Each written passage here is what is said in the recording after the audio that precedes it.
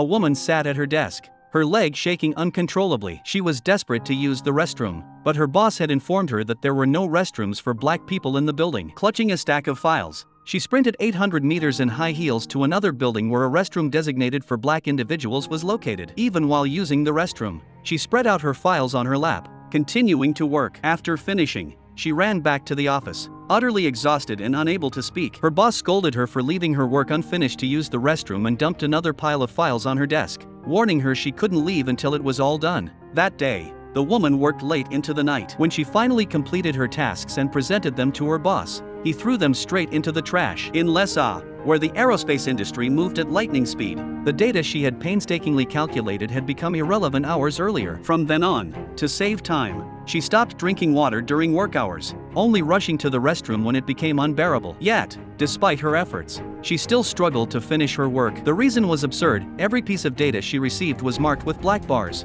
labeled as classified though only classified from black people. Her colleagues told her not to take herself too seriously, as the data she handled was merely for show. After all, they said, calculations by white colleagues were never wrong. Furious and frustrated, the woman wondered how she could work without proper data. She held up a file to the light, barely making out the obscured information. For 3 hours, she worked on a chalkboard, using the few vague numbers she could decipher to calculate the rocket's launch trajectory. When her colleagues saw the results, they were stunned. Her calculations were correct. Summoned to the boss's office, she expected praise but was instead interrogated. Her colleagues accused her of being a Soviet spy, as the data she had used was considered top secret. Tearfully, she explained how she had deciphered the information by holding the files up to the light. Skeptical, the boss tried it himself and was astonished to see the hidden details clearly. Recognizing her talent, he appointed her to oversee all trajectory calculations and ordered that no data be redacted in the future. For the first time, the woman felt respected in her workplace. She threw herself into her work with even greater determination. However, the issue of accessing the restroom remained unresolved. One day,